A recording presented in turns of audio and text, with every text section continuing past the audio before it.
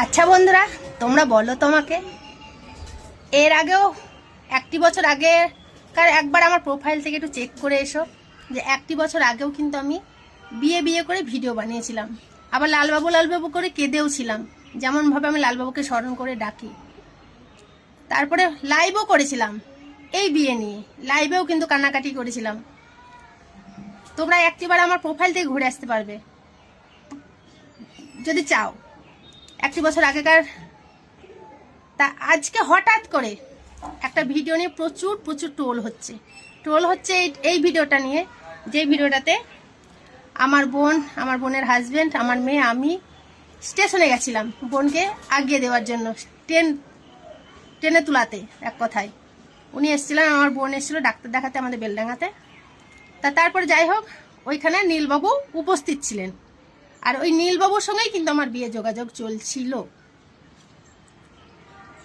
তারপরে হঠাৎ করে নীলবাবুকে এবার এই পর্যাতে দেখলে যে আমার দ্বিতীয় হাজবেন্ড হিসাবে, তখন তোমরা ওই বিষয়টাকে নিয়ে প্রচুর ট্রোল করতে লাগলে। তা তোমাদের ট্রোল করার কোনো কারণ নেই, তোমাদের জেনে রাখা ভালো, আমারও জানিয়ে রাখা ভালো। ওই সেই মানুষটা, যেই মানুষটা এখন তোমরা নীলবাবু বলে নাম দিয়েছো। তবে হ্যাঁ, উনি স্টেশনে কি করতে গেছিলেন, কেন গেছিল, আর কি বা জানি না আমি, তবে আমার ক্যামেরাতে ধরা পড়েছিল ওই স্টেশনের মধ্যে উনি ছিলেন। যাই হোক, উনি হয়তো কাউকে দিতে গেছিলেন, একটা সংযোগ যাকে বলে। তারপরে ওর সঙ্গে সম্পর্ক, বিয়ের কথাবার্তা শুরু হয় ওর মা, দাদা, বৌদি, এমনকি আমার দিদি যাইবু, এমনকি আমার বাড়ির লোকও কিছু কিছু, পাড়ার প্রতিবেশী সবাই জানে অলরেডি, কম বেশি, আমার মেয়েও জানে। তা ওই 1 বছর বিয়ের যোগাযোগ হওয়াটা, তখনই আমার গত মাঘ মাসে বিয়ের যোগাযোগ হয়েছিল, বিয়ের ঠিকও পর্যন্ত দিন পর্যন্ত হয়েছিল। তা তোমরা তো সবাই জানো, জন্ম মৃত্যু বিয়ে 3 বিধাতা না নিয়ে হয় না।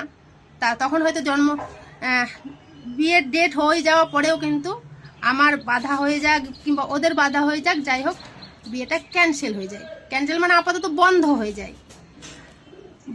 যায় যে তারপরে আমিও চুপচাপ ছিলাম, মেয়েকে নিয়ে যেমন ছিলাম, ওরাও চুপচাপ ছিল, মেয়েকে নিয়ে যেমন ছিল।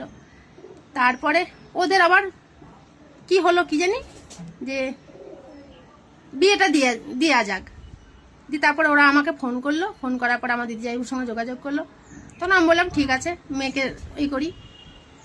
আমি বললাম ঠিক আছে, এটা তো 1 বছর আগে থেকে সম্পর্ক, আমি তো তখনও রাজি ছিলাম, বিয়ের ডেটও হয়েছিল, ঠিক আছে করব। হঠাৎ করে ওর মা তখন আমার কালী পুজোতে এসে তাহলে বললো ঠিক আছে, তাহলে এই ডেটের মধ্যে আমরা একটা সবাইকে বলে করে রাখবো, তাহলে এই ডেটের মধ্যে কাকুলির সঙ্গে তোমরা যাকে নীলবাবু বলছো, ওরা 4 হাত 1 করে দেবো। তা ওইটাই হঠাৎ হয়ে গেল, তা ওই ভিডিওটাকে নিয়ে তোমরা